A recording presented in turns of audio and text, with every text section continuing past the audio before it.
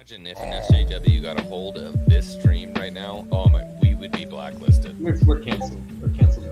Of course, yeah. If Kenobi's a jumbled mess like that, a lot of fans are. It's not going to be good. The guy with the guy in the cloak with the hood. You know that. Again, a lot of people, a lot of people are really mad about that, man.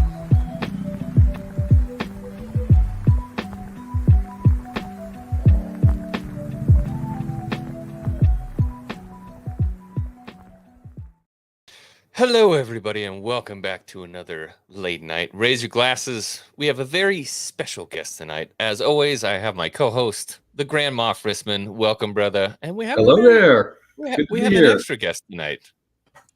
Somebody else. I don't know if you guys know who this is. It's the most popular unpopular dude on YouTube. I remember we were sitting at dinner in Animal Kingdom, and I was like, "Hey, say hi to my community." He's like, "You don't have a community anymore." That was so bad. It was so bad. Oh, hold on. I gotta spit my gum out. Sorry. So welcome everybody to late night. We're going to be talking all kinds of stuff today, not just Andor. We're going to be talking pop culture, everything, She-Hulk, House of Dragon, Andor, anything you guys want to bring up. Holy crap, Rissman, look at that toy collection, man. That's freaking awesome. Wow, we're just not even going to talk about my background. It's a small Lego problem, Jay. It's just a tiny Lego. Dude. You can't even see them all. Most of them are off camera. It's the sad part. It's the sad part. I see your set, X-Wing. It's cool. No, it's fine. That's cool. It's fine. I mean, what do you got there? What's that R2D2 thing? Is that just a book? That's actually that's a paper model I found at a garage sale somewhere. And you decided to put it in your backdrop? Wow, this man has like Lego collection. Wow. We're still working on him. He's a work in progress. Are we going to do some comparisons? Is that what you want to do here? Are we going to lay it on? That's how you want to start. We're going to unzip it and lay it on the table right here in the first 5 minutes. I can pull out my Legos and let's go then. Welcome everybody in the chat. It's so good to see everybody. I wanted to say right off the bat, James Kling became a new member. I don't know what to say. Welcome to the family, brother. It's hard for me to say thank you sometimes. I just want to, you know the thing. I just want to say thank you. Thank you for being here. I appreciate you. Welcome to the family. Everybody in the chat, welcome. Settle in, grab a butterbeer, sit down, because it's going to be a long night. No? Butterbeer is not alcoholic, though. I mean, it's just... What?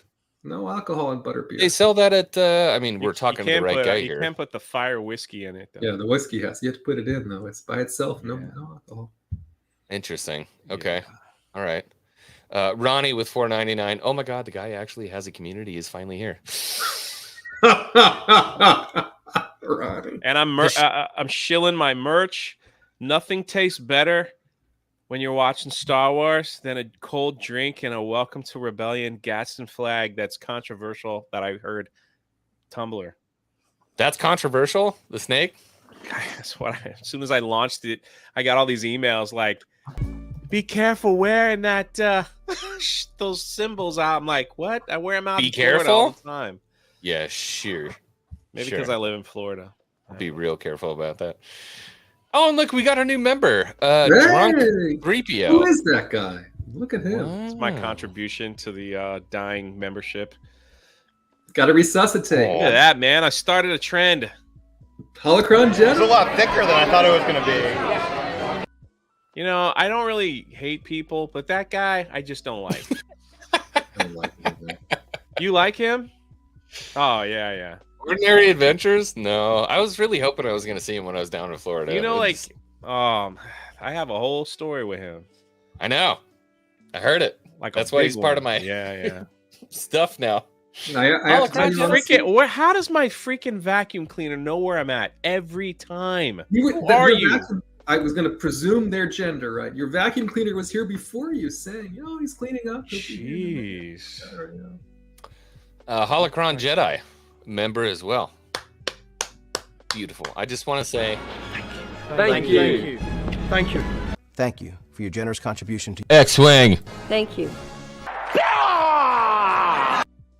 I'll tell you what, man. That editing is top tier, man. That's my Especially favorite how one where he's like X-Wing. Yeah, you got X-Wing in there. I couldn't know. even tell. I mean, I spent hours in the studio. Can you trying edit some to- of that stuff for me, please? No. Well, for a price. Bro, you sent me a beautiful avatar thing. I can't find it. That's the one thing I have to remember for you to send it to me again. I still, yeah, it should be. It's in our DMs. I'll check it. Yeah, we have a special DM group. Yeah, very special. Wow, we haven't talked a single thing yet. All right, everybody. We're entertaining. It's all about entertaining the masses. Look, you're getting memberships, super chats. That means the people are entertained. I'm a happy boy. There I'm you a go. happy boy. Look, to be honest with you guys, I took a break. I had to take a little break from Star Wars. The only Star Wars content I was making was actually on your channel, Jay. We were doing reviews for Yeah. Kenobi. Yeah, people miss you over there. I could not bring myself to sit down and film for 30 minutes and then spend 2 hours editing talking about Kenobi, which is obviously the last thing that we got. And then now we have this show Andor. And I'm happy. Ooh. Jay was like so excited to see me rip this thing apart. And you're like, oh, he's happy. Interesting. I'm glad you like it. Talk about it. They do miss it though. Like the people, like they asked me, they're like, "Are you doing Andor reviews with X-Wing again?" They were asking me today actually when you showed up in the chat, and I was like, "Yeah, I can, but it's like work schedules and stuff. You got to get it out early, you know. If you wait a day, it's over."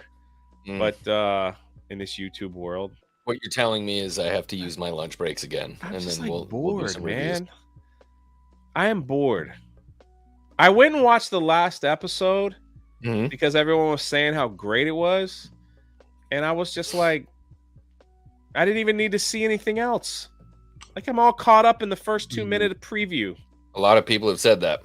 Yeah, I've heard this feedback also, right? And They're then- like, oh, just the trailer in episode 6 is almost enough, right? I'm kind of like, oh, That's telling. yeah. I just like if we want to talk Andor, it's just there's a certain group of people that really love that slow, they call it the slow burn cinema, and they love that style of movies. I am not one of them. So, and it's not like I need action. It's more like I know who Cassian Andor is. Okay, I know what happens to him. This is a spinoff from a spinoff. So, like, what more are you gonna like? You're gonna add in other characters that we kind of already know, like. Either they're gonna like that don't really progress in the Star Wars universe, just in this show. So it's really hard. And my thing is, I tried, man. You know, I was on the Star Wars bandwagon again. They fired Gina way off big time because I can't stand the leadership. And then it's like I'll give Obi-Wan because Hayden Christensen's my dude. I was like one of the few people defending that man back in the day. When everyone was like, one of the terrible. few. What the hell are you talking? We had an army of people that were like Hayden Christensen. Well, that was fucking before nailed like that. social media, so I didn't know where they were. So amongst my groups of people, and then like Obi-Wan was like, if they can't get that right, it's like, what's the point anymore? You know, like Well, me. so here's my problem, right? Okay, I'm stuck with Star Wars. Bottom line. It's like getting with the toxic girlfriend when you're 16 and now you have 3 kids and you just can't get away from it. That's where I'm at with Star Wars. I'm kind of in the same boat, but it's like I'm in like the I don't need to watch this. It doesn't progress Star Wars for me. All it does is take me to Rogue One. So I don't care. It's just like the characters they don't matter. Why'd you watch the prequels then? If you knew it was going to happen to Anakin. Because I wanted to see the transformation of Anakin to Vader. You just don't care about Andor because you didn't care about him in Rogue One. I loved Rogue One. That was my favorite Disney Star Wars movie. Same. I saw it multiple times in the theater. I thought it was great. So I loved it from start to finish. I think the point, though, that Jay is making is one that I've heard also, which is unless you're very invested in the rise of the Imperial era, right, and how the rebellion was formed and the nuances around what got us to Rogue One from the story they're telling here might not be interesting to you. We're fine as hell. No, here's the real question. I mean, the real answer. Excuse me. You said, "What about the prequels? Why am I not interested?" All right. Star Wars, we thought was over with Return of the Jedi. I had no idea there was going to be another movie. They announced they're going to bring back a movie. You finally see that first teaser trailer with Darth Maul. Okay, we're going to see a young Obi-Wan, this, that. These are characters that built, years of love and lore of toys, video games, everything. They built all that into our system. And then they're like, you're going to get them again. And then the movies were like, it was an event, dude. This isn't like television series. I remember, and I say this all the time. It's like, to get tickets to the Phantom Menace, me and like my friends like spent the night outside with 100 other people for 3 days, dude. Yeah. Like waiting, and it was this is why I love the prequels more than anything, because I felt like I was at a convention. There was people reenacting the films, and we just loved it. There were people that went out and listen, race, gender, they were all there together. We all loved Star Wars. We were all excited. We all had fan theories. We were arguing, but we loved each other. You know what I mean? And it's like people would go to McDonald's and come back with like cheeseburgers, man. I was just going to say there was no delivery of food, because I had the same experience as Jay, right? So you would take turns, right? Oh, okay, I'll go home and get this, or let me go and get some food and bring it back and all that, because somebody had to keep your place in line, right? It was so much fun. And at that point, they could have like farted and played with lightsabers, and we would have loved it, because we are so connected and ready. We all saw the theater together, and we're like, love you guys, awesome, this and that. We'll meet up another time. Then we did the same thing for episode 2 and the same thing for episode 3. And we thought, that's it. My Star Wars is done in the cinema. The event is over. I went to a couple conventions, everything like that. And then Disney bought it, and I was super excited again. I'm like, here we go. Force Awakens, right there. First day they had tickets, bought tons of tickets. Went, I liked the film. For what it's worth, I wasn't rehashing in my opinion, but I still enjoyed it. And then now it's like this. Now we're in this place with Star Wars where it's just like consume and go. There's nothing let me memorable. ask you this, though. There's no event. Is what's going on with Star Wars? I know there are a lot of factors going on with why people hate Star Wars right now, and a lot of people who have loved this franchise since the 70s. All the way up into kids who were born in the 90s who've loved it through the 2000s. Is any of this affected by what happened with COVID? And now we've taken these small screen pictures and put them at the forefront of Star Wars. You know what I mean? When Star Wars came out in those days, it was always on the big screen. And now we're dealing with Disney Plus shows instead. Does that have any impact on the fractionation of the Star Wars fan base? No, not at all. Because look at Marvel. Marvel, they're pumping out 3 movies every year, and they're still doing TV shows. Yeah, I was going to say the same thing. Right? Because there's money. There's still some money left to be made in Marvel until, like, God, Thor: Love and Thunder, I think, was the worst. In my opinion, I didn't see the Eternals or anything. I thought that was the worst Marvel film I ever saw. And if they continue down this road, Eternals it's was go worse down than Thor: Love and Thunder. Yeah, I never saw. Depending on what you hate. Yeah, right? I was going to say I disagree. I think Eternals was much better than Thor: Love and Thunder. Right. From a storytelling standpoint, Eternals was basically on par for me from Thor: Love and Thunder. I finally broke down and watched that movie, Thor: Love and Thunder, and it was like if Taika Waititi took Adderall and just sat there and wrote the script in one night. That's basically what it was. Listen, this is what happened. They had plans to make. Y'all saw Kathleen Kennedy's speech. We're gonna do a movie every year, and then we're gonna have some spin-off shows. The Mandalorian originally was gonna be the TV Star Wars show. That's why, not the big budgets, not the super, storyline and stuff like that. And for what the Mandalorian was, I was like, that's what I expected it to be for a Star Wars TV show. I like it. It's what I expected it to be. It's high not production quality. It was Solo comes out, Solo bombs, they lose money, and then they go, they might have some Star Wars fatigue here. Rise of Skywalker should have made same amount of money as Endgame if it was done well. This is the end matzo ball of Star Wars, right? Even after the mess ups of The Last Jedi, it should have made that money. It should have done that. It should have done that well. The movie was just, we all saw it. It was kind of a joke. You know, he was just trying to like say, I'm better than you, Rian Johnson. I'm gonna like do it. It just was poorly done. It was, well, the writing was all MacGuffins. Ripoff. It was MacGuffins, right? You have to go here to get this, and then you have to go here to get that. It was just a bunch of MacGuffins, and it was essentially a bad playthrough of a video game. And then we got the end of it, and they're like, all right, well, we have the Emperor, and now we have Rey, and how are they going to resolve this conflict? I'm all the Jedi, I'm all the Sith. Boom, we're done. Okay. Stupid, right? So then they come out and they're like, well, these guys from Game of Thrones are going to get a trilogy. Rian Johnson's getting a trilogy. We're going to do this movie. We're going to do that movie. And we're going to give you some television shows in between. Okay. Well, we're not getting any more movies ever. We're going to stick it to the Disney Plus shows. To the Disney Plus shows. So Star Wars, that which once was a huge event, has dwindled down to CW style TV, and that's where we are.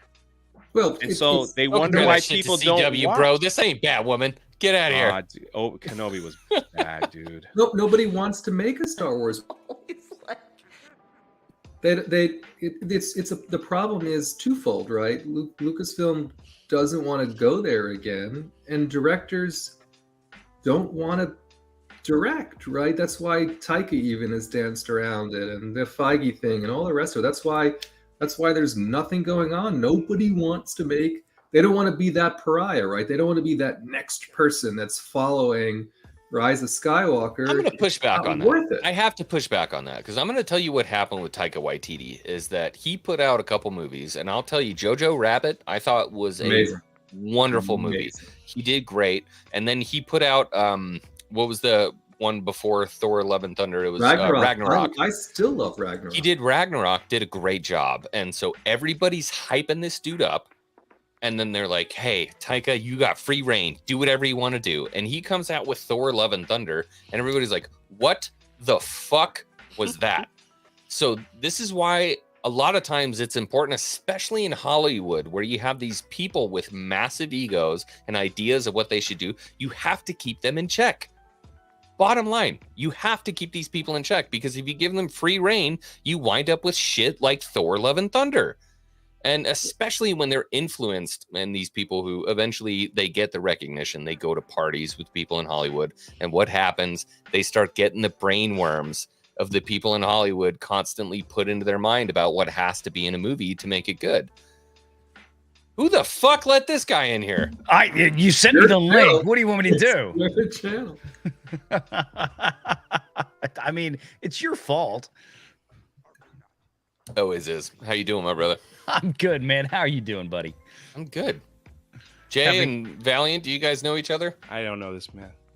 No, I don't. Who is? You should have told me that you were bringing on another guest. What do you guys know? Here we go. Before I agreed to come on the show. I apologize. Yeah, I mean, I feel the same way. I mean, I don't like somebody let him in the back door. Yeah. I'll be honest.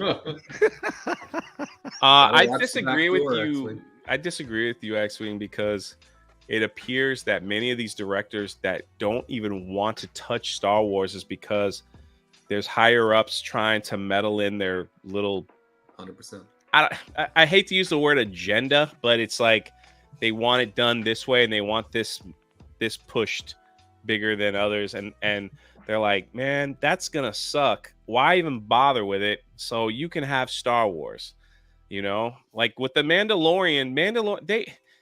You could tell when they announced the Mandalorian at Star Wars Celebration, it was like a side project. And Kennedy was like, yeah, we need to pump out some Disney shows.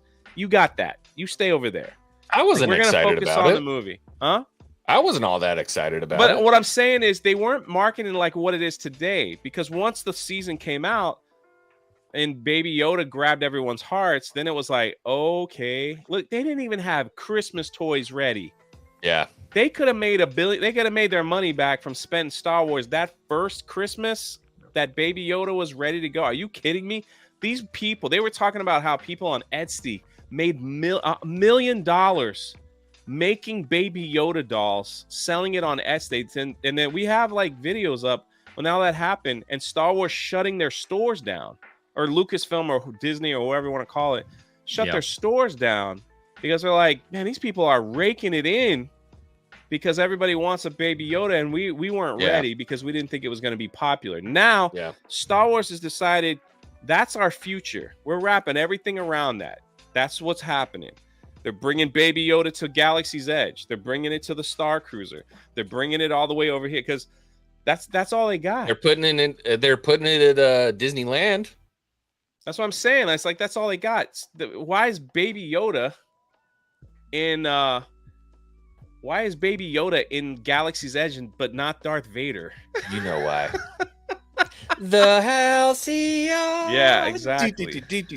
Oh, I think. Let me tell you something. I think those Etsy people made, I think, way more than just $1 million. And because look, I mean, I was just going on some articles that we had reported on, but I agree with you. No, I think you're totally right. But I think the number, whatever they put in that article, I guess my point was probably lowballing because, $1 million might not have gotten Disney's attention. 10 plus. I don't know. A guy selling a Welcome to Rebellion shirt got their attention. Well, they shut down not one, but 2 of my stores for words. And I had to go to a company called Nine Line Apparel that has lawyers and money for them to finally say, no, you don't own the rights to these words, Disney. We could sell these shirts. And Disney say, I remember that. Yeah. When they tried to shut down Rebellion. Yeah. And I'm glad I still have one of the very first Welcome to the Rebellion t-shirts, by the way. Like the very, very first ones. I still have. I also think, even though it hasn't been hugely visible, right? Part of the reason why I have to believe they were a little bit standoffish on that is because some of the Andor subtext has been the rise of the rebellion rises, the start of the rebellions. There is an undertone to their current marketing. They don't own that shit. I'm not saying they do, right? But I'm just saying there is an undertone to the current marketing that's rebellion focused. So I get it. This was before that stuff even happened. A political motivation there too, as well, right? Yes. This was a Gina Carano. We don't like her, so stay away from. The thing you bring up about Baby Yoda and the whole merchandising thing, and that was the biggest mystery. Is like, where was this? Disney has historically always been, from a business side of things, very Johnny on the spot with pre-selling merchandise and all this. Look, every Marvel movie that comes out, Disney, even if they have to force it down the throats, as we have learned from inside sources, even if they have to force it down the throats of companies like Mattel and Hasbro to sell new properties like She-Hulk or go on down, basically anything in Phase 4, right? They package it in with the really popular stuff. So it's like if you buy 10 units of Tony Stark and if you buy 10 units of Spider-Man, then you have to buy at least 2 units of She-Hulk, 2 units of Black Widow, 2 units of fill in the blank of all the crap that winds up at Ollie's in the discount bin. Legitimate forced diversity in product essentially. Yeah, I mean that's how they do it. That's what has been going on. We know that now factually, right? The reason that they didn't have anything ready for Baby Yoda is because, I mean, as we've talked about on YouTube here now for how many years? Lucasfilm has no leadership that's worth a crap. They just don't. I mean, and I'm talking from a business perspective. I'm not talking from a philosophical or even a Star Wars perspective, which that's a whole other issue. But just from a pure business financial perspective, production standpoint, yeah, they have no leadership, no competent leadership there. Kathy Kennedy is not a competent business leader. There have been more. Jay would disagree. Jay loves Kathy. You see, I didn't come here to give Jay shit. So, I know you want to. I know. I saw your Farmers Only profile, Jay. I seen it. I see what's going on over there. Farmers Only. Oh my God. Wow, digging that one up. No, but the point is that when you look at it, for the people out there watching, if you look at it from just a pure business perspective, think about everything that's been made over the years by Lucasfilm. Think about where the money has been. Think about way back in the day when, you know, George went to bat to get Fox to dump money in to make the first Star Wars movie, but the deal was he got to keep the merchandising rights. George made out Smart like move. a bandit on that deal, right? How do you not have merchandising ready to go for a new Star Wars property when you're freaking Disney? Well, it's because you have piss poor leadership that doesn't know what they're doing, that once they were no longer being told what to do and fetching coffee for people like Richard Donner and Steven Spielberg, and they're put into the big chair, they have no clue what to do on their own. That was a testament to it. And the people that made millions of dollars selling their own handmade Baby Yoda dolls on Etsy is proof positive of it. And as Jay has brilliantly covered over time on his channels about the shift in the merchandising that has been happening at Galaxy's Edge, again, more proof positive that Disney was caught totally flat-footed by bad management. That's it. And now they've oversaturated Grogu to the extent that I personally don't want to watch The Mandalorian as much as I might have previously, because it's Grogu. Everything without Grogu, The Mandalorian would not exist. Right? The whole story is Grogu. Right now, maybe I think wrong in season 3, but up to this point, think they did themselves.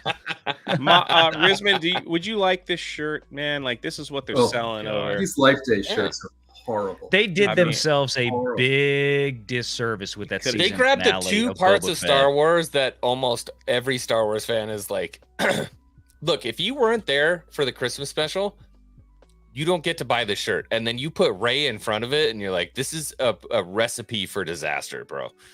Chewie in a Life Day shirt with Rey, just shoot me, please. The 2-star, and this is what they sell for Christmas. Really?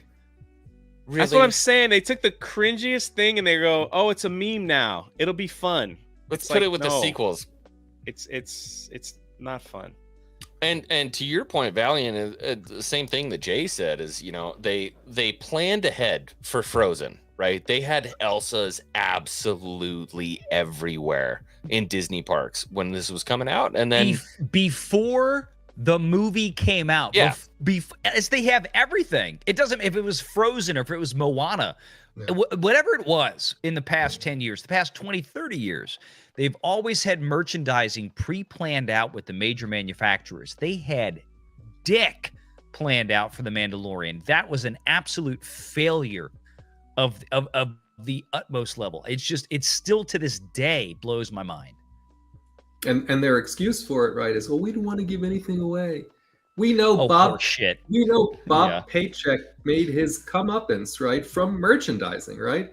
I would like to know how many heads rolled over the fact that there was no Grogu merchandise anywhere, and then they're like, well, we didn't want to give anything away. I don't buy it. Right? Oh, dude, it's Disney. You know, they were sitting at a table and Kathleen was like, and hit a button and somebody was in the lava. Well, that was one of those reasons, one of the myriad of reasons why. I mean, I don't want to speak for other YouTubers out there, right? That's just not my place. But for myself, I mean, look, okay, I was wrong. I mean, but I was wrong for the right reasons. Every business metric, and that was one of the big ones, should have said that there's no reason that they should renew Kathy Kennedy, right? There's just none. Because it has been a failure of epic proportions, not just from the merchandising standpoint, but from also the standpoint of how many movies ran literally 100+ million over budget because she came in at the last minute after it was 80% shot and decided, let's start over. We had that with Solo. We had that with Rogue One. We had that with The Rise of Palpatine. I mean, we're talking, she spent hundreds, $300-400 extra million on producing these films because of piss poor management skill. That's on her. There's no reason she should have still been there in November of 2021. And that's why I was like, well, there's got to be something in her contract that Lucas put in there that, short of her burning down Cinderella's castle, she basically has to be renewed. Do you remember the October buildup when we're like, she's going to be gone in October? Everybody's quiet. She's going to be gone in October. I said it. I was in that game. I proudly, I was in that game because every financial metric said so. I've been doing this 20 years. This is all I look at is is freaking math, numbers, and dollars, right? And that said she was gone. When she was renewed, it was like, okay, there's something inexplicable at play here, because there is no other major Hollywood studio head that has had the magnitude of failure, and I mean abject failure, that she's delivered on such an Rain IP. Man, I need to hear something else. Okay. Something different from you, something we haven't heard from you, but I'm going to start with Jay, and then I'm going to go to Valiant, and then over to Rissman. I'm interested to hear, what's your gut feeling on Andor, honestly, because this is a complete departure from anything Lucasfilm has been doing over the past, I don't know, you call it 6 years, something like that. The storytelling that they're doing in the show is drastically different than anything that they've been doing with their cartoons. I mean, really, the last time that we saw this type of storytelling really occurred with Rogue One, right? Do you feel like this is going to be successful because of the storytelling, or is it going to fail because people have apathy towards this franchise? I don't believe in Star Wars fatigue. I do believe people have been burned enough where they just checked out. Andor probably is one of the best. It doesn't break the lore, stays within its boundaries. It's definitely geared for adult Star Wars fans. So there's a lot of positives going with it. It's definitely filmed in a slow burn, like I said earlier. I just think we're at this place where people are just like, I just don't trust it anymore. Because even now, we looked at the ratings, the popularity ratings and things like that. Andor doesn't trend when it's released. Andor, nobody talks about it anymore. All the YouTubers in my big circle are like, you're going to cover Andor? They're like, I have done 1 or 2 videos and nobody watches because nobody cares. And so it's like, it just doesn't trend. It was like Obi-Wan should have been. I think if Obi-Wan was like amazing, it would have rolled into Andor and we would have been like, let's go. Oh, we got another one. But because it's like, how do you screw up Hayden Christensen and Ewan McGregor so bad with Reva and just be a total failure? But in their minds, thinking it's so successful, they're like, buy her lightsaber, buy this. Fail. And then it's like, okay, well, here's Andor now. Go watch that. And you're just kind of like, okay, this is a spinoff from one movie. A spinoff from a spinoff. Yeah. So the character development isn't there. It's not Obi-Wan Kenobi. It's not Jedi. It's not Sith. It's one guy that starts the rebellion. And then you have the actor speaking. It's about Nancy Pelosi and Trump and all that. Now you've sliced your fan base. We're gonna get into the all right, I know. I'm just saying. Slash your hand. This is what I'm answering your question. Though. Slash your fan base that you already had again in half, and now it's just like, it's just there. It's just there. So is the better word? It's not Star Wars fatigue. It's Star Wars apathy. People are apathetic. Yes. They just don't give a shit anymore. It's gotten to the point where people just don't care. They're like, I don't care what you have to say. It's like when you're dating a toxic girl and she's like, no, I didn't mean it. I'm going to come back. I'm going to come back. And had more viewers than Andor. That should tell you a lot. Well, it's that also, show was terrible. Wait, which one, Jay? I couldn't hear. Oh, She-Hulk. Yeah. It's the inconsistent. I believe that it's suffering from the inconsistency in previous content. Right? We had the Mandalorian. Right? Come off of a high on the season 2 finale. Then we went into You know what somebody in my comments said? They called it the pamphlet of Boba Fett. I was like, I'm stealing that shit, dude. Boba Fett absolutely shit the bed. There's no way around this. Everything, all of the exuberance that was created with that final episode of Mando season 2. I mean, that brought. I mean, not just they could have wrote. Dude, they could have rode that high. Mando 2, so right, Valiant. Mando 2 had us all back, and we're like, here we go. Yes. And then Yes, what do they Jay. do 2 months later? We're gonna fire Gina Carano, everyone's favorite. Yeah. We're gonna fire Gina Carano, and then we're gonna give the fans the Book of Boba Fett 8 months after that. Oh, and by the way, that whole scene that had everybody in tears. I'm just gonna undo it. Yeah, exactly. We're gonna blow the shit out of it in the last episode of Book of Boba Fett. We're gonna put him right back with Mando. What the piss? It almost reminds me of episode 8 and 9, right? There was like a little pissing contest. It's like, no, we're telling this story. We're telling this story. I don't. This story. Here's the problem, though, X-Wing. There's not. John Favreau wrote the Book of Boba Fett, right, with Dave Filoni on those interceding Mando episodes. They told the story they intended to tell in the Book of Boba Fett. The story sucked, right? And then on Valiant's point, they undid the whole beauty of getting, we spent 2 seasons of Mandalorian getting Grogu back to the Jedi. He got back to the Jedi, and Luke didn't even fly him back himself. I know, he's like, I know. Get out of here. Now, for plot convenience, right? They couldn't have him fly him back because that Tesla autopilot. You're like, fuck all this, boom, boom, boom, done, right? So I understand why, but I'm kind of like, we went through 2 seasons of the ship is broke and you're out of gas again, and we got to get him back to a Jedi. We get him back to a Jedi. Bunch of fucking fetch quests. It doesn't work out. R2 flies him back. He puts you know what I mean? I'm kind of like, why did I go through any of this, right? And then I was a huge proponent of Kenobi, as X-Wing knows, with a lot of faith in you and all the rest of it, right? And Joby Harold pissed that story away. And so now we have Andor, right, with Academy Award winning, everyone working on it, and people are like, fool me 3 times, fuck you. Yeah, shame on you. Yeah, George W. came out on that one. Andrew with a $6.66 the devil super chat. What a handsome panel. I actually know Andrew. He's a good friend of mine. He put 666 for a reason, because he golfed a par 3 course today, and that was his score on each hole. It was 6 and then 6 and then 6 after that. So what an idiot.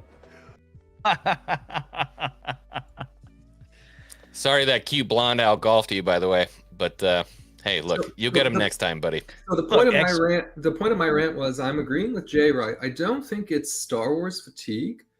No, I think they've done this to themselves, right? They just can't. Suckage fatigue, Matt. It's suckage fatigue. They just can't. They can't get on aboard with consistency, right? And so everyone's like, I'm not going to put, and it's already getting a season 2, whether people like this or not, right? The biggest 24 episode of anything, right, so far that they've given us, right, is about Andor, right? And people are kind of like, what the fuck? It's for me.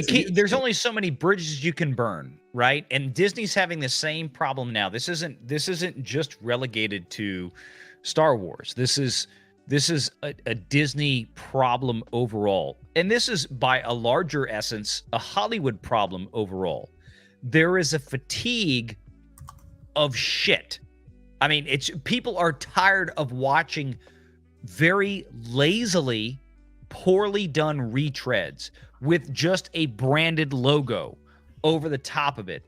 Whether you spent $4 billion to acquire the entirety of a property like Star Wars, or whether you spent like a dumbass $250 million just for the title Lord of the Rings.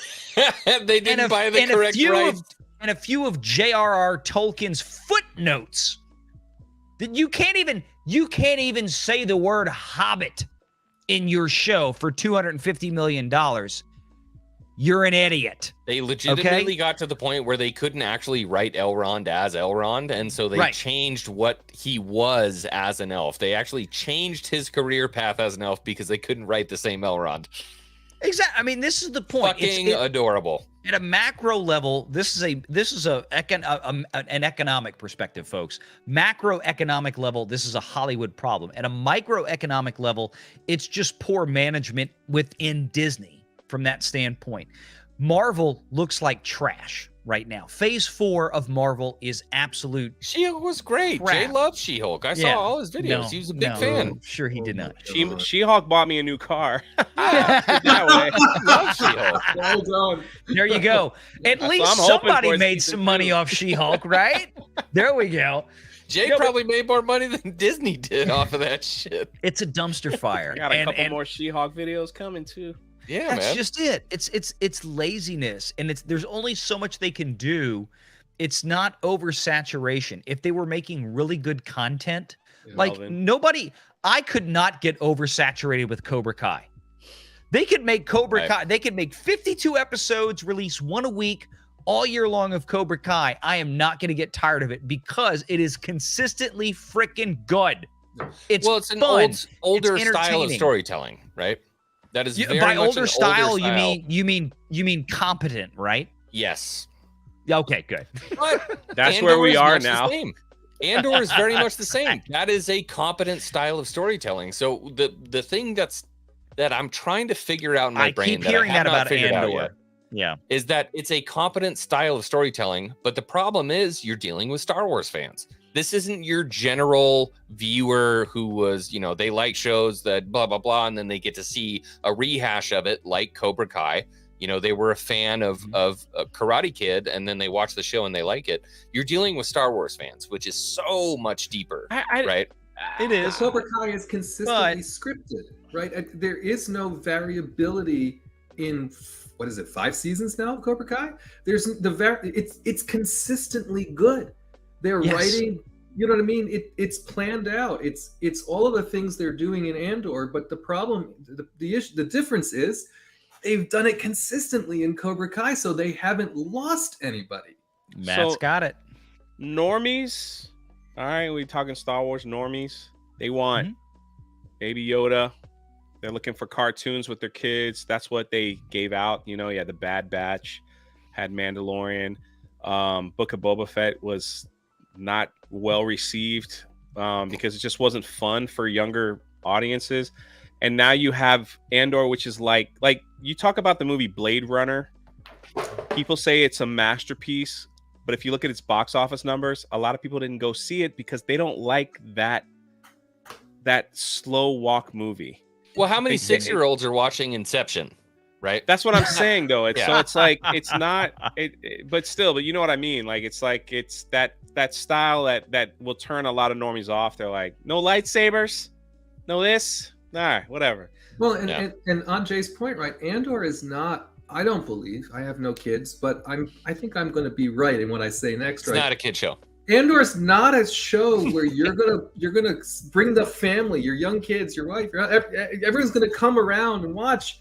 You can't do that. I can't watch it, but But with Kenobi, because they had a young lead character, or whatever, you could absolutely do that. And so I do know a lot of folks who are family folks, right, with kids. They're like we can't watch Andor with the kids.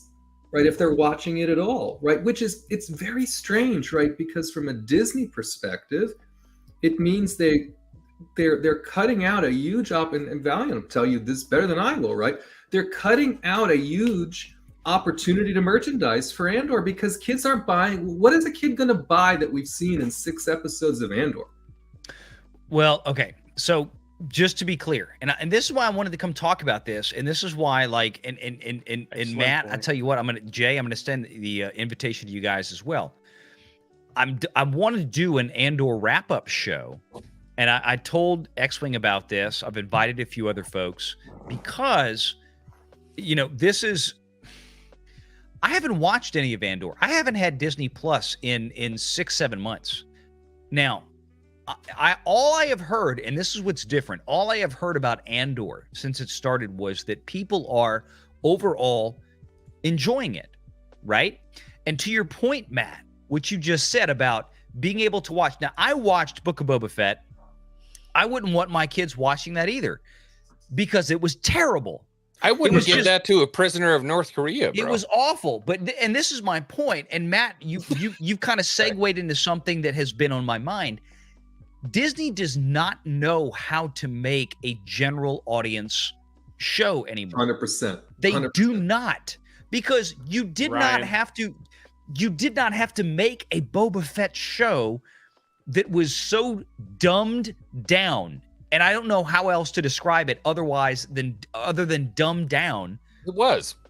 Because it was terrible. It pissed off the mega nerds and it pissed off the general audience. It was just bad. It was the best live action cartoon I think I've ever watched. Shit. And that's not a compliment. You could tell the 2 episodes that Jon Favreau was actually involved in versus the outline that he handed to Rodriguez and said, I need you to flesh this out.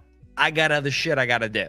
I mean, that's basically what happened, right? We knew that because stuff came out surrounding that.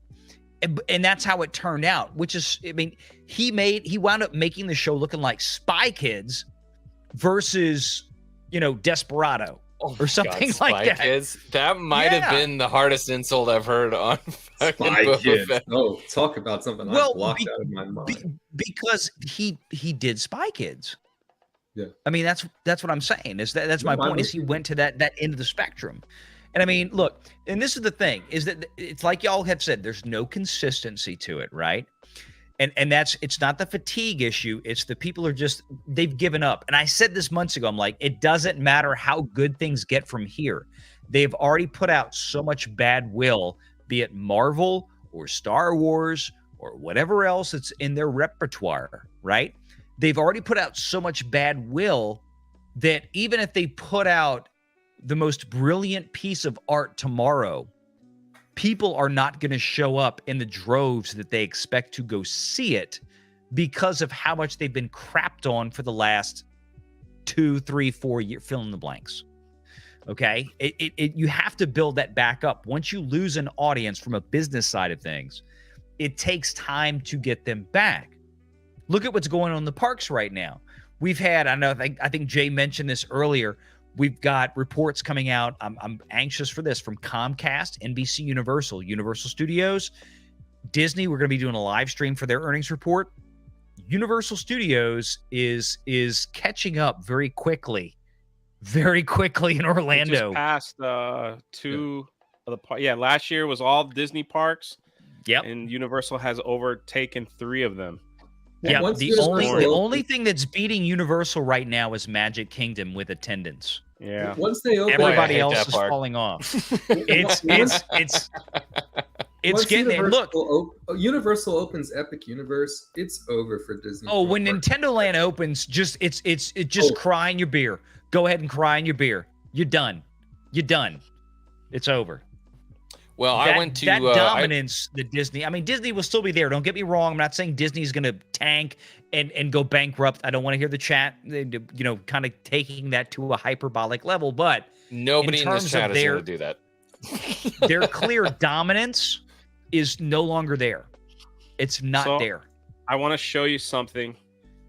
The other thing that Star Wars is doing poorly is that I think they got rid of all their bots, their Twitter bots. After, can you share my screen?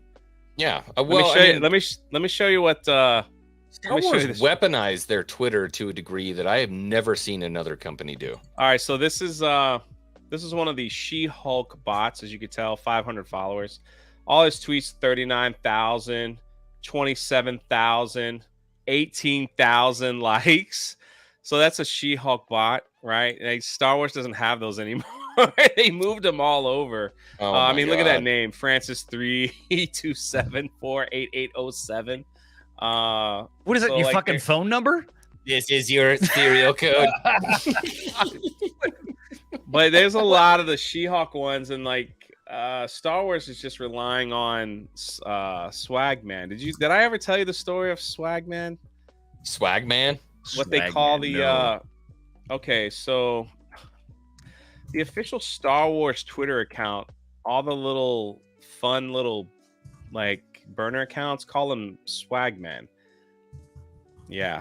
And so they talk to him and they call him that, and then the Star Wars Twitter account responds to them by calling him that name.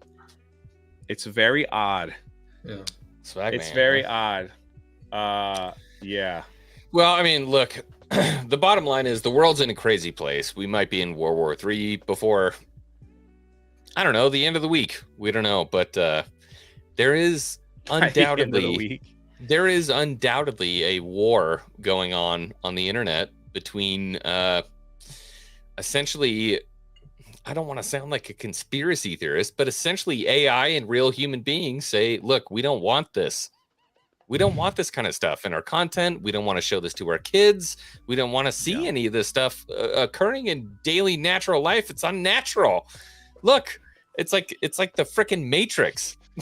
Like I don't want to watch a 9-episode show of any kind and be trolled in the fucking finale to be like, was there ever a story here? Right? I've never, and I'm talking about She-Hulk, obviously. Yeah. Right? No. In my 47 years on this planet, right, I've watched a lot of TV. Right? I have never experienced what I experienced in a television program like I did with She-Hulk, and I'm not being hyperbolic, right? I felt like I got punked, right? And 9 episodes later, I'm like, what was the point of this?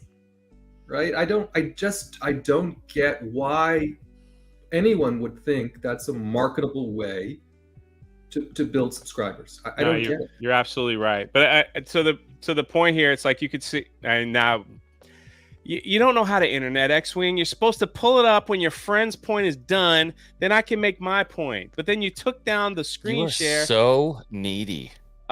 See, like they call him swag. If you look up Swagman, they call him Swagman. And it's just a little pet name that all these little bot accounts call the Star Wars account, and he responds to them. You know, so it's like it's so weird. Swagman appears. Hey, there's Swagman. Yeah. So the official Star Wars account. It's so bizarre. And if like you dig through this rabbit hole, like it's way too much to go. I was trying to tell Rissman before the stream, I'm like, somehow Jay is able to find this black hole at Twitter, and like I try to get that and I can't find it. You gotta send me links because I love looking at stuff like that. It's whenever so there's a creepy. video on like TikTok or a video on YouTube where it's just like ridiculously cringy, I'm like, the first thing I do is I want to see how the general populace reacts to what's going on the screen. The comments are the best part. And so these tweets where somebody says something ridiculous, of course I want to see what people have to say. Yeah. And I just want a quick shout out in the chat. Legendary Tron is out there. Good to see you, buddy. Tron got it. I was not watching chat. I apologize. My friend. No, hold on. I can't watch you got chat a video. when I live stream. There he is. Did you really? Legendary Tron got a legendary fart. Immortalized forever on X-Wing. My brother. Hope you're doing good. So we watched the ending of She-Hulk and the ending of Rings of Power. Both seasons came to an end. I'm sorry. I've not watched any of these shows. I feel like an outcast, but this is why I wanted to come on because I'm like, Valiant. I want to hear have an inviting guest. Be happy. X-Wing. Don't be sorry. Be happy. Be happy you've not watched these. Good job inviting guests that know the subject matter. Good job, X-Wing. Yeah, you know, just I know the number side, but I haven't watched the shows. Sorry. Here's the deal. I don't know the numbers, and I've barely watched the shows. So I don't know why people are here. But yeah, I watched the end of Rings of Power, and I watched the end of She-Hulk, and I don't actually know which one was worse. Rings of Power. Jay's picking Rings of Power. I was going to pick She-Hulk. I think for me, She-Hulk wins She-Hulk might win my award for the worst television I have ever watched in my life. You know what? That's fair. Based on what I've heard from people saying and talking about, and again, as somebody who's not watched either, I find this, and this is why I haven't, and I've tried to stay away from the news because I find this interesting. I think Matt and Jay are both right from different angles, and here's what I mean.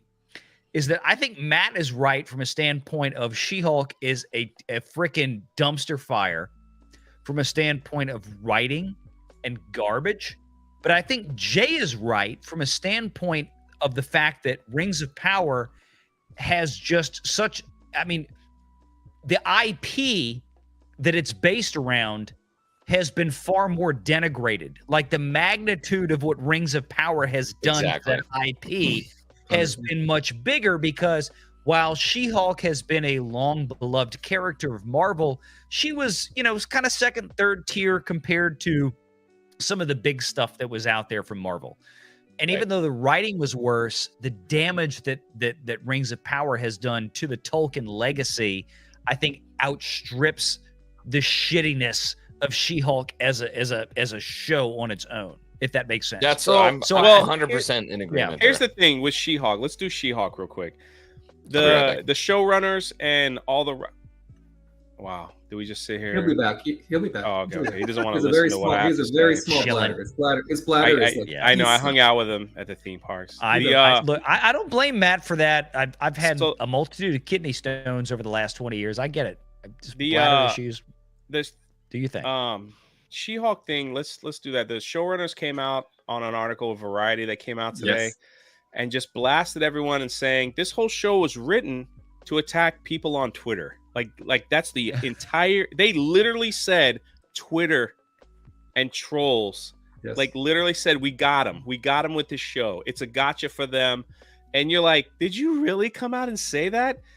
The thing, like the last episode, She-Hulk breaks the fourth wall. She jumps through the Disney Plus app, then talks to Kevin Feige, who's a robot, and says, I don't like this ending. Yeah. He's an AI. It's K-E-V-I-N with his hat on. With his fucking hat on. So like everyone that was in the show shows up in this one place and they start fighting, and she looks at the screen. She goes, this doesn't work for me. It immediately goes to the Disney Plus app or like the television. Like you turned on Disney Plus on your TV. She then punches through the show. Yeah, she's like, which one can I punch through? And she like punches through and assembled. She's like, okay, I can punch through that. And then she runs into the office of the writers and she's like, I don't like the ending of the show. And they're like, it was the real writers. It's the real writers room. And then they're like, well, you got to talk to Kevin. And they're like, no one talks to Kevin. So she beats up security, goes finds Kevin, and it's an AI wearing a hat like Kevin Feige. Of course, it's Kevin Feige. And she says, well, I don't like how the ending is. So take the powers away from this bad guy. Bring Daredevil back because I want to have sex with him. Put him over there. I don't want the Hulk to appear to save me because I want to be the savior. Change all this stuff up. And literally, I'm telling the truth. This is what it was. And do this. And, how about let's get an X-Men movie? And then she looks at the screen like, X-Men. And then Kevin goes, okay, sure. So changes all that. So then she reappears back into the episode where all the bad guys are caught. Daredevil's there for her pleasure, and Hulk shows up with his son, and that's the end of the show. Now, for its credit, in the comic books, She-Hulk and Deadpool are the only two to rip open the comic books and come through. But it's not done like that. It's done as like kind of a joke where she's just trying to get out of like a little mess, and it doesn't change the story. She doesn't like rip open the book and like, hey writer, can you write this man that I could sleep with and put him in? Like, she doesn't do that. It's like a quick scene and then it's done. There is a comic where she actually shows up at the Marvel Comics place, right? Yeah. She actually shows, but so there is some precedent for this whole showing up. But on Jay's point, how the fuck are you defending this right now? No, I'm not defending. No, we're just trying to say, like, people are like, why would she break the fourth wall? I'm only saying that because it's in the comics. She does do it, but she doesn't do it like that. What we saw.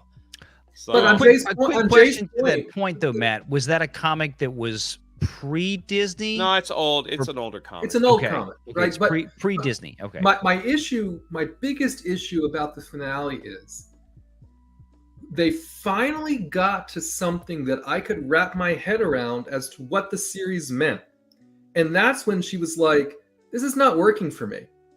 Right? This is not how we're going to end this series, right? And I'm like, so you finally got to something that makes a small amount of sense in the context of every other motherfucking thing I just watched for 8 episodes, and you're now saying this doesn't work for you? Go fuck yourself.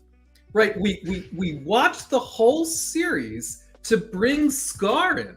Right, to bring Hulk's son in from the fucking from Sakaar, right, from Ragnarok, and he shows up. He's a fucking Chad. he doesn't even look like he's supposed to look. And I'm like, I cannot believe. Did he have a man bun? I saw pictures. I was hold on, I'm gonna share. Yeah, he had the Mongo haircut. Here you go. God. He had the Mongolian haircut. Screen. This is what he's supposed to look like. Right. I remember that. All right. And this is what they introduced him as he looked like. And again, I was rewatching Robert Meyer Burnett from last night. He's like, you can look at this. He has mommy issues. You just look at him. He looks like issues are he looks like he's constipated or something. It's like he looks like he's holding a fart in for sure. So, remember, are you guys saying that female writing staffs are kind of like female drivers? It's just like this. If this whole show was to attack, if this whole show was to attack Twitter trolls and attack people that are criticizing Marvel, what a waste! I couldn't agree more. Like that is a huge waste. And now, when I say they're attacking, we're the ones who are the customers. We're buying their shit.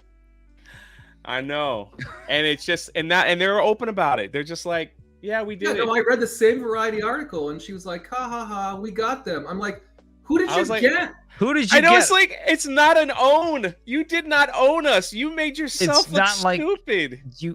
God, it's not like they have like a really popular show. And I have to say, juxtapose, I had a great experience watching Werewolf by Night. I don't know if you all watched Werewolf by Night. Werewolf by Night is the best thing Marvel has put on Disney Plus. It's on my list tomorrow. You all, and especially when you compare it to this nonsense we just got with She-Hulk, it's even better. But I'm like, so again, inconsistency. Like you prove you can do it, and yet 9 episodes of this, really. Well, what if they had put She-Hulk out and then they did Moon Knight? What if they did She-Hulk and then they did Moon Knight? Can you share the screen real quick? No, but it's like not if you're attacking your entire. This is her just to prove our point. This is her fourth wall breaker, breaking the fourth wall. Mad at the writers, like what's going on here. So there it is. I just wanted to make sure people are like, are you sure he knows what he's talking about? No, this show is a disaster. This show, she doesn't fight anything. She goes on Tinder dates. This whole show should be titled "Everyone's Mad at Jen," because she's like, I can't find anyone that likes me. She sleeps around. Can't imagine why. She drinks like in the morning when she wakes up. And she wasn't even a good lawyer, right? The whole premise behind She-Hulk in the fucking she wanted comics, to be a legal show. She was a kick-ass lawyer, and she had to have other lawyers help her in this. I'm like, No, Rissman, not other lawyers, incompetent men. Yeah, well, she had female lawyers. This is the Matt problem. Murdock showed up and schooled her in 5 minutes. Schooled her, and she's like, "He's an a-hole." Like the first time she sees Matt Murdock or Daredevil, whichever one, schooled her. Like they were in court together, and he's like, "She's wrong. She didn't do this. She didn't do that." And the judge is like, "Yep, case over." Ben Affleck should have reprised his role and just pissed DC off. And then she brings like he hasn't suffered enough. She brings him to that cookout. Jesus fucking Christ! Matt Murdock is in the cookout, and he's like, "What is going on with your family? Why am I here?" And then the Hulk shows up at the sounds like my last relationship. Family is so weird, and I'm like, "Why am I watching this?" Honestly, okay. I wished Netflix had told Disney to go suck a bag of dicks when they made him the offer to buy out early the contract for the Daredevil and all the whole Marvel shows they did over there. God. All right, so that forays nicely into the last topic of the night. She-Hulk better than Galadriel. Give me that twerking green mommy. I can't. You haven't watched any Rings of Power, right? I have gladly stayed away from it. This is why I prefer She-Hulk over Rings of Power. And listen, you're comparing dog poo-poo to like hot garbage. So it's like, which one do you want to clean up? That's basically where we're at here. There might have been some human food in the garbage, so I'd probably take the hot garbage. That's why. That's which one was the cow pie? For me, for Rings of Power was worse is because number one, She-Hulk was only 20 minutes, so I didn't have to sit through an hour.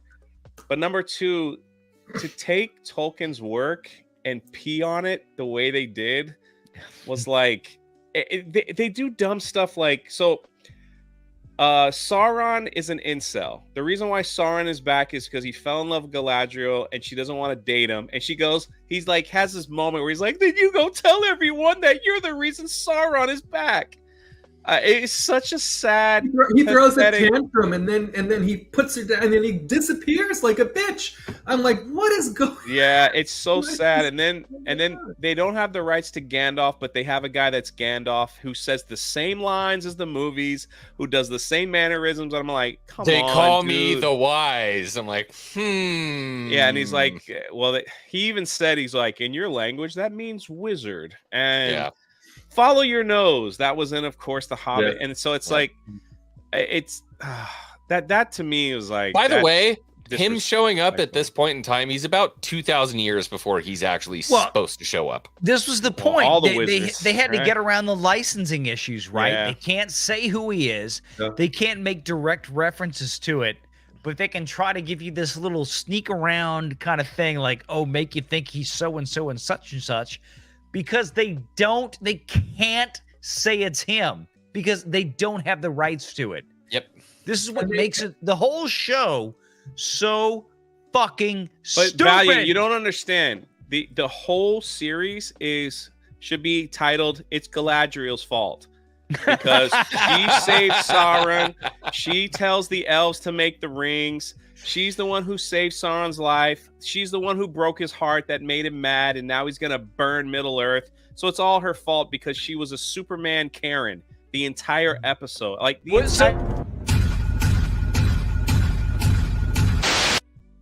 I love that they blamed it all on a woman. At the end of the day, it's all a woman's fault. Yeah. Is what they did. Congratulations. This is maybe the least important part, right? But the rings they made, what the fuck was up with those rings? Brian. Yeah, they weren't even. They didn't look like elvish rings, right? They had the stones and all this kind of stuff. I'm like, what are you doing? Right. That's why I put rings up. That's why I'd rather watch She-Hulk because I'm like, well, at least it's 20 minutes. You know what the part that bothered me the most was when the credits rolled on the finale and they started doing the speech about the rings that were forged. Yeah. And it was like some shitty Georgia not even good bluegrass. It was like some weird folk river song. It was like, and 7 rings were made for man. And like an idiot. Doors. And like an idiot. What the fuck is happening right now? I kept watching with the hopes that they were going to do one more something that would make me like, okay. And once again, I was fucked. I was not in a good way again. I'm like, okay, the song sucked. I was like, oh my fucking God. Right. I don't get it. Hey, Paul, you got something on your face, man. You got to take care of that. A little something about there. I don't know. Send you to Jesus. Oh, emotional damage. Okay. Yes, that one too. I feel like, there's something that's been brewing in my mind about Galadriel in this show, and it's essentially like how to write the most unlikable character you could possibly write. She's a hot girl that nobody wants to date because of her stank attitude. And then cast the most wooden person you could possibly cast for a role ever. There are 2 faces that girl has. Well, you should have seen her yelling at Sauron. It's 2 faces. That's the pattern now in Hollywood. It's been the pattern since 2016 Ghostbusters on forward with Brie Larson and now Morford Clark or whatever her name is. And I mean, it's the same thing. It's like hire a Hollywood actress that is modestly attractive, that has 24/7 resting bitch face. Put her in front of a camera. And like she's your new yes queen, right? Yeah. She's your cunt for the show. And it's like, no, you wonder why you're not getting the audience response that you want, because nobody wants to look at her, because first of all, the writing's terrible, the direction's terrible, the story's terrible, and you hired some obnoxious bitch to fill the role that, including the show, gets out on Twitter and then denigrates the fans along with the rest of your production staff. Your head's up your ass. You wonder why you're losing money? That's it. I feel like I have to apologize. She does have a third face, and it's in a scene where she's riding a horse on a beach. Oh no! And that face lives in my nightmares. That was it's slow motion too. It was like Slender Man, dude. I'm like, fuck, I'm never gonna get rid of that one. Yeah, well, you know, they started that scene off, in case the audience doesn't know, instead of her riding a horse on a beach, from what I saw in the clip, it was the inspiration was a Tijuana donkey show. Can't speak on that. I don't know what you've been doing, Renegade, but cheers. Nothing. So what? I liked the actress's portrayal. One thing I liked about Rings of Power, I liked the actress's portrayal of the Queen of Numenor. I thought she was okay, right? In a cast of oh God, I'm sorry. No. I was that the horse scene? I thought she was a horse face. I thought she was okay, right? The queen lady, but there is not much redeemable qualities. I mean, the bottom line is you made a character who anywhere she goes, anyone she speaks to, any interaction she has, she perceives herself above that person at all times. Nobody likes that person. Well, nobody is going to like that person. Like Mikey Spock in Star Trek Discovery. It's the same character. Yeah, is Mikey Spock. She's the Michael Burnham in Star Trek Michael Discovery. Burnham of Rings of Power, because everything she says is a platitude. Everything she says is a speech. Emily. Everything. Hello. I like the new Legolas. He's hot. Who's the new Legolas? I don't remember seeing a Legolas. No, there's no Legolas. I'm confused. I'd be interested to know. Maybe I missed something. But anyway. Yeah, so there's a multitude of things that can take out people who are used to Peter Jackson's interpretation of Lord of the Rings, or I shouldn't say interpretation, recreation of, right? So obviously he made the elves with long hair. There's not a lack of diversity in Tolkien's universe, but people come from different places, right? So that's what Tolkien did that was good, is that there is a difference. Let's do it this way. Somebody in Northern Canada is not going to look the same as somebody in Northern Africa, right? It's not that there's a lack of diversity. It's just that they come from different places. And so Tolkien knew how to do that. He said there are different places in Middle Earth, and when they meet each other, they're going to look different, right? But the people who come from where they come from look a certain way, and the people over here look a certain way. And what Amazon did was, hey, fuck it, let's make an Amazon original. We're going to make a Northern African Canadian. And it was like, well, it's this mantra now that everything has to be reimagined, right? Because it's all being for a modern audience. Yeah, modern audience through DEI and ESG and all this stuff. It's like that is literally where they start with. Y'all made comments earlier about writers' rooms where they go in and they say, they might have very talented writers out there still, which we know they do, but corporate will come in and say, okay, great, we have this show, we acquired this IP in this case. The first thing we need you to do is to make sure that you have one of these, 2 of those, 4 of these, 6 of these. Like literally Rodney Dangerfield from Caddyshack when he walks into the pro shop, right? Give me one of these, 2 boxes of those. That is how this is literally how shows are produced in Hollywood now. The story comes second. That's what that's it. The story comes second.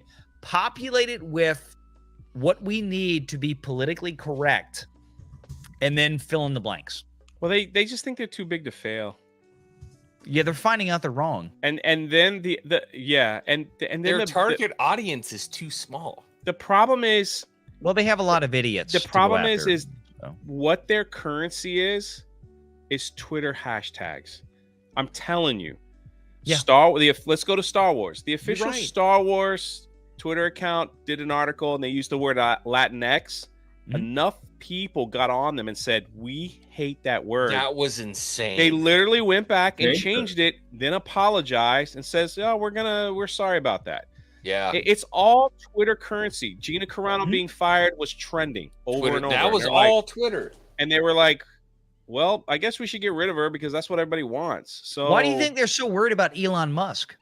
Why do you think they're coming at him right now with both guns blazing, and they want to have federal investigations? These people, and quite frankly, the U.S. government, they do not want to lose control of places like Twitter, which they have total control over. Be really bad. It's not only that, and then you have, it's like, so we go from Twitter, you go to YouTube. YouTube has like caused a lot of problems for a lot of big people right now, and they're starting to jump over to Rumble. And so like we're seeing the downfall of our entertainment, but we're also seeing the rise of second party tech, I guess you'd call it. And people, things are changing, man. Like, and people, it's I tried cool. Rumble, man. It was so confusing. It's kind of, once you learn it though, it's like this. But it's I can help you out. It's fairly easy. And it's like it's just a beautiful thing to see, like, change, and all that stuff. And I think it's coming. The fact that Star Wars changed their article, I'm not saying that's a huge step, but that's something I didn't expect. Like, I didn't expect that to happen. So that's shocked me. And it just shows if enough people make a big stink on these social medias that they do change. What the F is Rumble? Rumble is a YouTube alternative. It's literally YouTube, but Rumble, and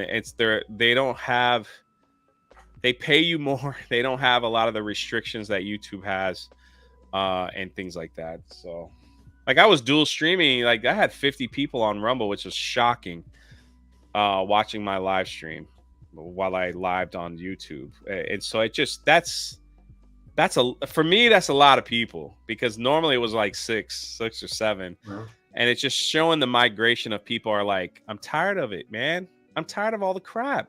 I'm just tired of it. It's and I think on your point, Jay, we've also had here recently, at least, and I don't do much on Twitter, right? I use it mostly to find out what you all are doing, right? But I've noticed a lot of folks who've had their livelihood interrupted by YouTube very unexpectedly, right? Yeah. 1 minute the channel is there, the next minute the channel is demonetized, right? Dude, you were doing a live stream drunk, and Theory called you. He's like, hey, by the way, they basically just shut me off. They did this. Yeah, they did that to my channel and Theories. And so basically there's a glitch in the Matrix, and the monetization was off. Yeah, that's a different thing though. Yeah. But yeah, I know what you're talking about. They wake up and their channel's deleted, or they turned off the monetization and they're like, I don't know what I did wrong. They're not very clear. YouTube, it's on YouTube's whim, right? And that's why I think Rumble and Odyssey and some of these other platforms, which at least at this point appear to be less autocratic, right? And less for me, it's quite capricious, right? It's like 1 minute you're there and the next minute you're gone, and because it happened with Echo Base Network too, right? And the only way you can get around that is oddly enough, through Twitter, right? And getting enough people to say, what did you all do? What did you all do? What is going on? Is this a bot? Is this for real? What happened? Right? And then they reevaluate it, and in nearly every case I've seen recently, it's been reversed. Right. But they lose like thousands of dollars, like in the interim, right? And that money doesn't come back, right? There's no reparations. It's just, sorry. That Latinx shit is just, I loved, that was like a win that has flown completely under the radar. I made the Latinx thing. I just adore that. I think that's such a big win for people who just want to act normal. I mean, you got Latinos and Latinas that are like, Latinx. What? This ain't Elon Musk space program. Like, why are you calling me Latinx? No, I don't. No, I'm a Latino. That's what I'm saying. Like, there's a small. You could feel the breeze blowing. And I would love to get to the place. I would love to get to the place where we watch a Star Wars show together, and I could hate it, and you can love it, and we could talk, and we could laugh about it, and I could love it, and you could hate it, and that's us, baby. It's like. And the politics have been thrown out. Yeah, will there always be politics? Of course. But not like it is today, where it's like, oh yeah, you know, Mothin, that's Nancy Pelosi. I wrote her, like just like Nancy Pelosi. I'm like, Moth. yeah, I'm like, well, I'm done with this show. And it's like I can't never look at her as a drunken politician, you know. Oh my God, Nancy Pelosi sucking the bourbon out of her wooden teeth. So it's like, that's what you want to call the leader of the rebellion? Great. Well, and that's the thing, man. So that was one other thing I wanted to talk about, is that the craziest part about Andor has not been the show itself or what they're doing in the show, because I haven't to this date seen anything that seems outrightly political in the show. It's just a Star Wars show. Yeah, I agree. If you look at what people are saying about the show, or what the actors are saying about the show, or even the writers are saying about the show, that was Gilroy who said that about Nancy Pelosi. It will ruin it for you. It was so on Jay's point, it was Genevieve who said it about Nancy Pelosi, and so I'm with you all, right? And like it was Fiona Shaw who said it about Marva, who said, well, this is the Trumpian whatever, right? Gilroy has said, I'm writing a political thriller, right, about a fascist government, right? Fill in your blanks, right? These actors and actresses as usual are filling in the blanks to their political. You said who said that about Pelosi? I think it was Genevieve. Right, I think it was the gal who's playing. Andor creator Tony Gilroy says he views Mon Mothma as sort of a Nancy Pelosi character. There you go. So the only difference is Mon Mothma can actually anything like that. I wasn't trying to. No, I'm with you, right? And so these personal beliefs, right, on X-Wing's point, at least for me, have yet to manifest in the show, right? I agree. If I see him in the show. If I hadn't read that article or any of these articles where they're just yapping, and I'm just watching the show, I'm like, okay, I'm just seeing the Empire be the Empire, right? I'm just seeing the rebellion forming and rising up, and so that's why I'm like these folks who are bringing their own beliefs into it, until I actually see it manifest in the show, I just wish they would shut the fuck up, right? Because what Jay is saying is the reason why people don't watch is because they hear these folks yapping it up. And if you actually are watching this program and you don't see it manifest, that's great. But if you've already tuned it out because they won't shut the fuck up, what are you doing? What is the point of it?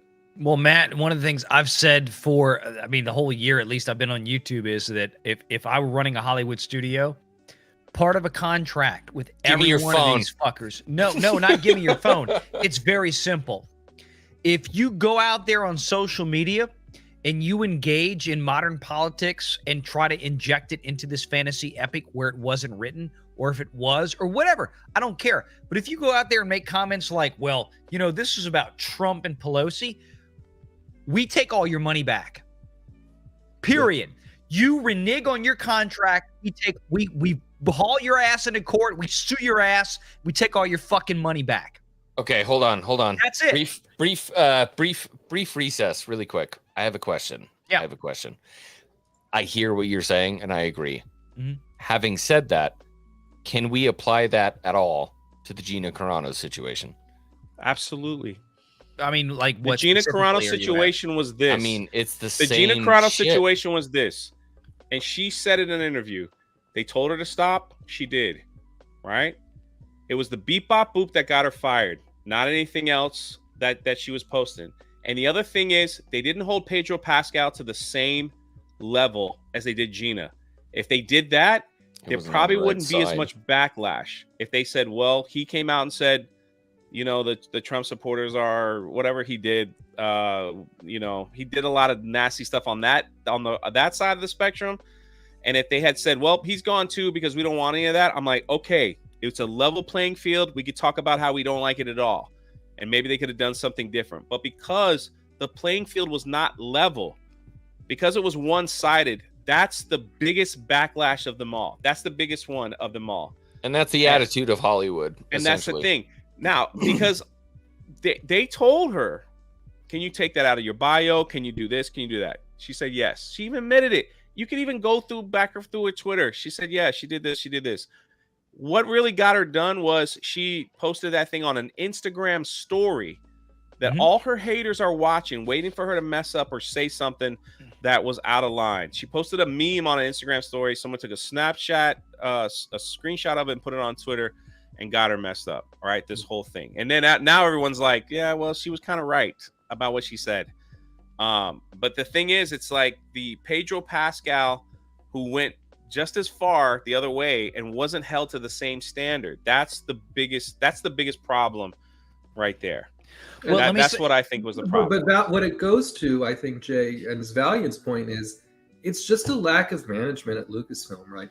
They couldn't agree more. I work for a huge company, right? You bet your bottom dollar that we have all this mapped out, right?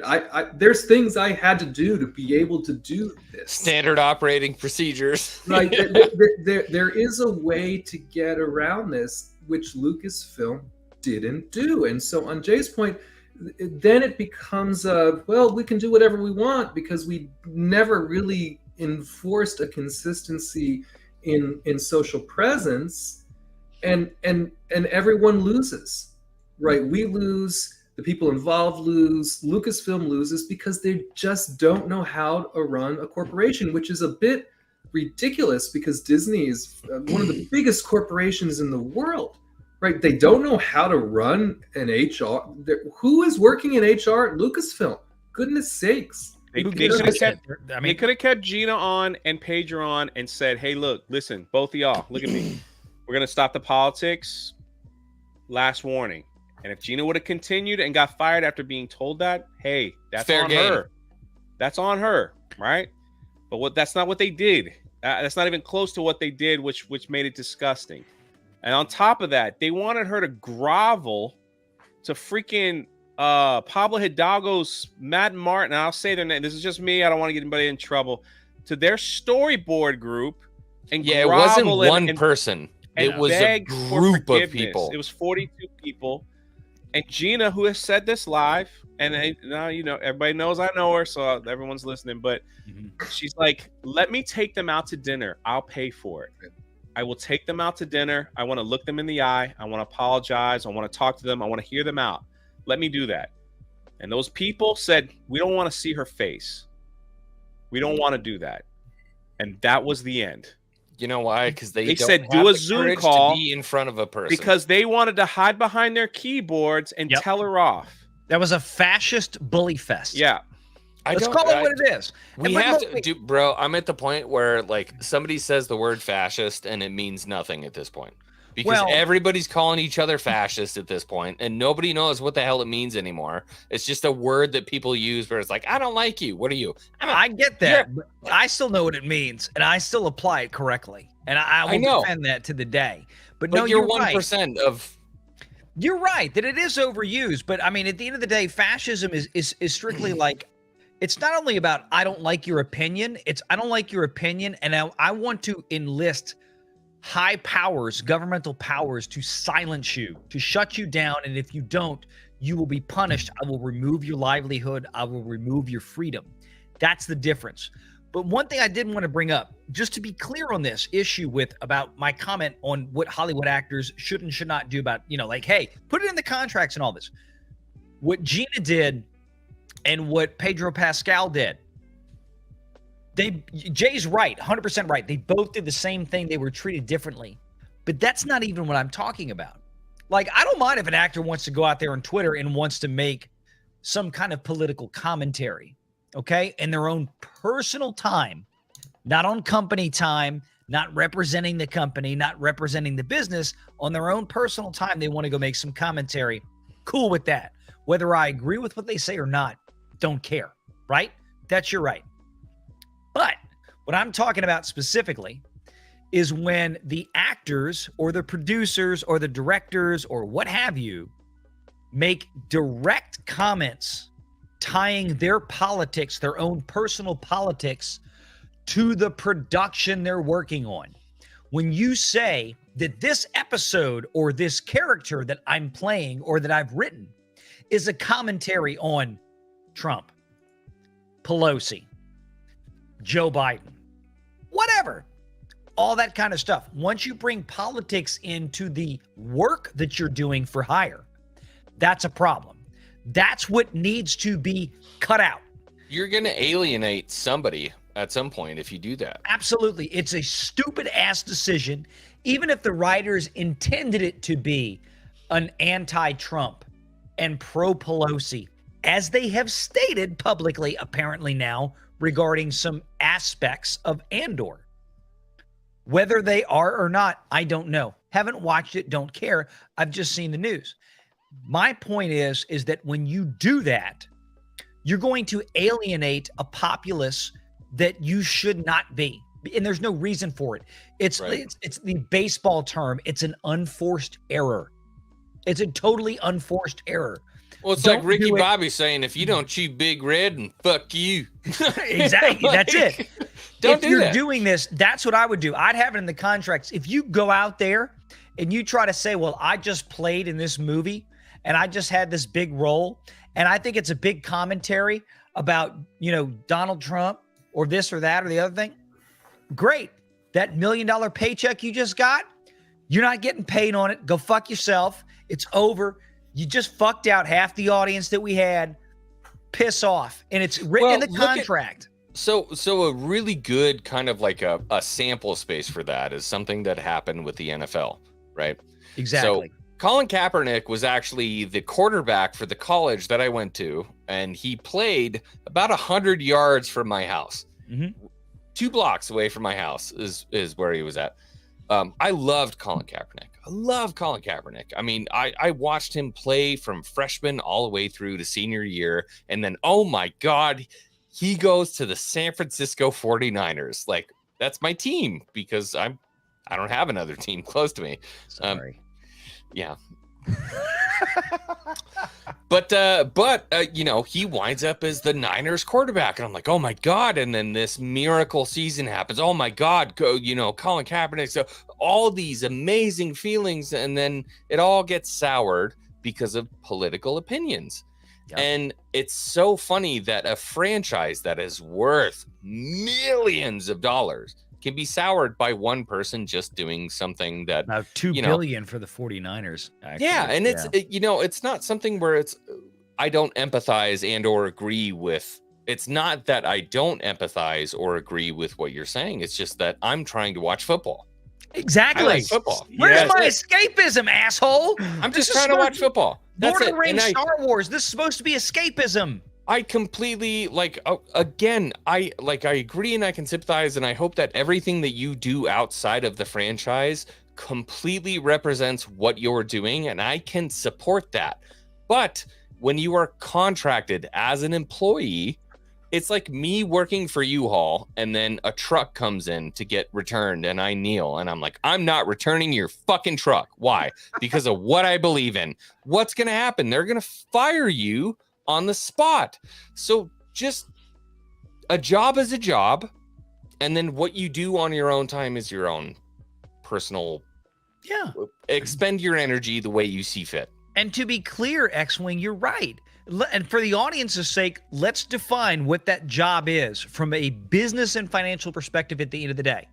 It is simply this. Your job as a director, as a writer, as a producer, as an actor on these shows is one thing. Create the best product possible to appeal to the widest audience capable and bring in the most money. Make us money. That's it. That's it. That's it. That's every business out there is a money-making business. I don't care. Job. If your business is to make shoes or to make television shows, it doesn't matter. You're in the money-making business. And if you go out there and you decide that, we're making a fantasy epic or a sci-fi epic or something, anything other than a political a documentary or something like that, you want to get the widest audience possible. If you go out there and alienate 50+% of your audience, you screwed up. That's it. That's it. I don't know. I'm at the point where I'm a Polak, so I'm Polish. I don't know if you guys know that. Do we want to make Polish submarine jokes or? I just know. Did you get the new? Did you get the new screen doors on the Polish submarines yet, Matt? Look. Here's the bottom line. I'm Polish. Okay. My grandfather, his name is Jancha. Okay, I'm Polish. We didn't have it so good, right? When things went bad in the 40s, we didn't do so good. But I don't spend every single day doing everything I can to marginalize Germans for what they did. Like, shit happens, and it happened, and it has happened for thousands of years. Yeah. And I just don't know what the mindset is where we're going to move forward by looking back. What mindset can you have where you're going to move forward by looking back? And it's something I've had to deal with every single day. I would rather spend my time trying to be kind to every single person that I meet and improve relations than trying to degrade relations. That's all. Can't live in the past. Can't live in the past. You're totally right. But we are in, and I'm with you, by the way. I went to Germany, by the way. They were great. We are enabled through social media to snitch and to tear down and to do things that are not positive, right? And everyone feels enabled to make a good sausage. to use it as their bully pulpit to say everything they ever wanted to say about everything, right? And on Valiant's point, when you have a job and you represent and you end up then by extension as a representative of the company you work for, you should just shut the fuck up, right? And especially when you're trying to push it out, because people are listening to stars, right? People are listening and looking for content from shows they enjoy, right? And from franchises that they spend time in. And as a steward of that franchise, right? And just someone who's working, right? This, again, I know I'm an old fart, right? But this never used to happen before this was so pervasive, right? Because all you had was interviews, right? You had, again, 3 channels on the television and interviews, right? And those interviews were very, very closely controlled to be focused around the product, right? Whatever that product might be, whether it was television, whether it was movie or whatever. And then those folks, the actors, the actresses, the writers, the producers, the directors, they would go and live their lives and have their views and do their things or whatever. But it wasn't readily accessible by the same folks that were consuming that work product, right? And trying to escape and have a great time. And today it's just all intermingled in a way that's very displeasing in a lot of ways. And it turns folks off. Right? And then they never get to consume, like Andor. Again, I had a point, like just what I said. You know, the product is a great product, right? But if you're already turned off by these different interviews and these different things that folks have said, you're just not going to spend that time, right? And for me, that's a shame, right? You lose the opportunity to experience that and escape. I don't know that there's a solution at this point. Right, but it's something that we need to continue to work on. Well, Valiant and Drunk are gonna save pop culture. Okay, let's do it. That's why we brought these guys on here tonight. They're gonna be the ones. Jay has a better shot than I do, so that lead the charge. I didn't wear a welcome to the Rebellion shirt into Disneyland in Florida for no reason. I believe in everything that Jay is doing when it comes to hearts and minds, and then I believe in everything that Valiant is doing when it comes to the actual numbers of what's going on. There's a reason I brought both of you together here tonight, is that there is logic and heart. You guys are very different channels, but there is a very particular reason why I like both of you guys. That Jay is the heart of the people, right? Jay has the voice of the people, and then Valiant has the minds of the people, right? You cannot argue against the heart and the mind. And so appreciate you guys, that, there is a reason why I adore you guys. There's a reason why I watch both of your guys' content. You can't argue X-Wing against is the glue any of that it. Puts it all together. Yeah, I'm just like the Elmers. He is, yes, the sticky white. X-Wing's Oh, latest. no. See, I watch X-Wing content because I feel bad for him because he put his hoodie on in his Thanks, last buddy. video.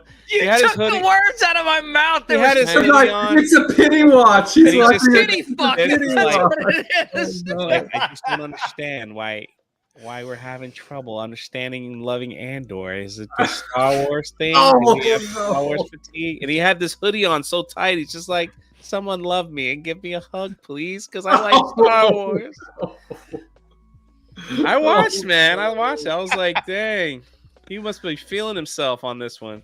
Yeah, I'm just full Oh of my God. empty. That's basically me. Yeah, you got me. Yeah. Full of empty. Oh God.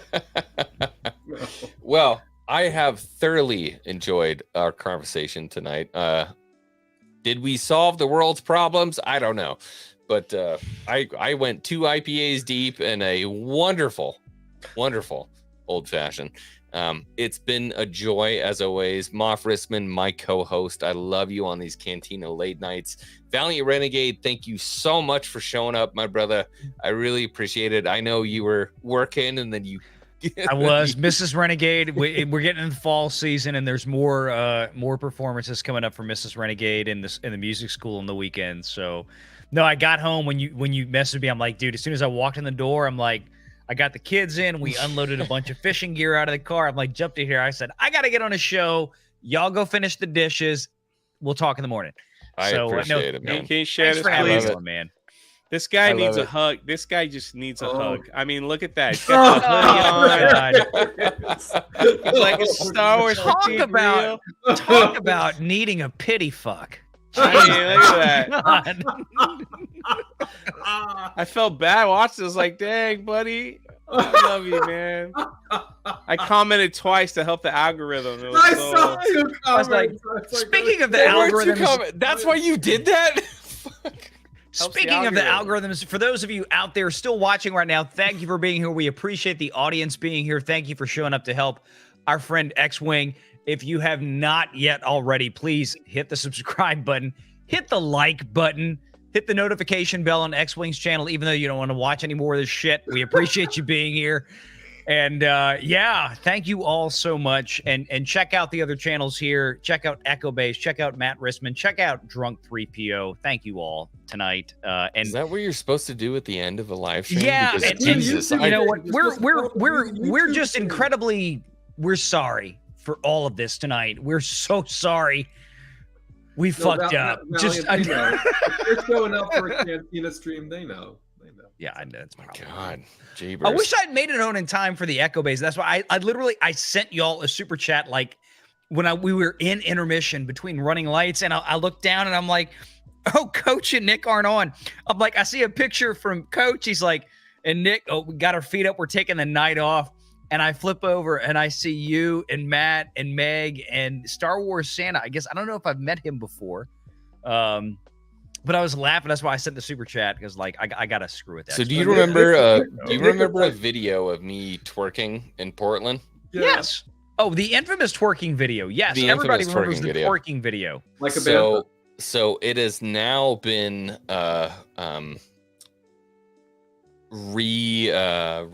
revitalized, essentially remastered, and put side by side with She-Hulk twerking at the same time Oh, with sweet. Megan Thee Stallion Yes. going. Yeah, I figured somebody had to do it. it's so good. Oh, It's God. so good. It's so How good. have I, It's how never have I gonna go not away. seen It's this not good yet? at all. It's not good. Don't worry, I'll send you a copy. Oh, I'm sure somebody's probably already hit my Twitter like 5 times. Oh, I'm but- sure. I'm sure. All right, everybody in the chat, thank you so much for being here tonight. As always, Moff Rissman, thank you so much My pleasure. for spending the Great to be time here. with me. My Yeah. God, we solved the world's problems today, We didn't we, did. Rissman? As we do every Saturday night. Everyone. We're gonna wake up on Sunday and there will be world peace.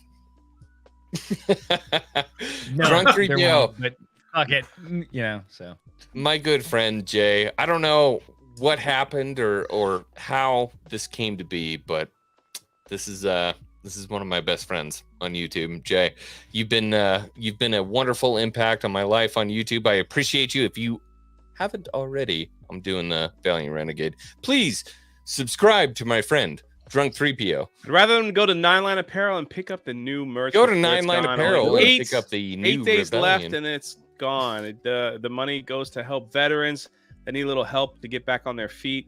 I love being partnered with them and all the houses that we've built for veterans that have just had a little bad luck, and they get them transitioned and get them back into society.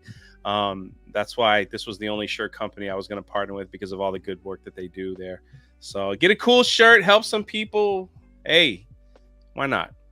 Love that. That's it. And our last veteran charity only made $1,200. I think our next one, I say we get 5,000. Nice. Let's do it. We got 1,200 for Mission 22 last year. I think we do 5,000 this year for a charity of your choice. But definitely veterans are the forefront. I'm Drunk. ready for bed. Yeah, he needs to end. He needs to get off. Yeah, I know. I mean, he needs to get off clock's before he running shows out. his wiener. I mean, No. X-Wing, you only paid me for like 90 minutes, so I gotta. Yeah. You're on I gotta- overtime. I gotta now. bail. On overtime. It's $5.73. I mean, for every 2 minutes, yeah. It's as long as you can last anyway. That's what my wife said. I'm waiting for her to get home to find out how long I All right, last this shit needs to tonight, end. so. Good Yeah. night, everybody. Red button. We'll Take see you care, later. red button. Have a good night. Ludicrous speed. You didn't push the red button. Click. Push it again. He doesn't. No, No, you he took doesn't tell the yourself time. out, He- you no, asshat. now it's our show. You didn't hit the end button. No, he never does. He takes himself We're still out. live, He usually leaves stupid. me.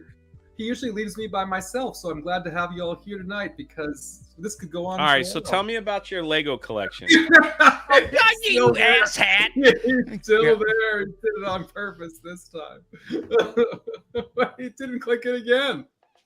I'm gonna be sitting here till 5 o'clock tomorrow when my live stream starts. What are you We're doing? leaving. Go to bed. Fuck. I'm trying. I'm old.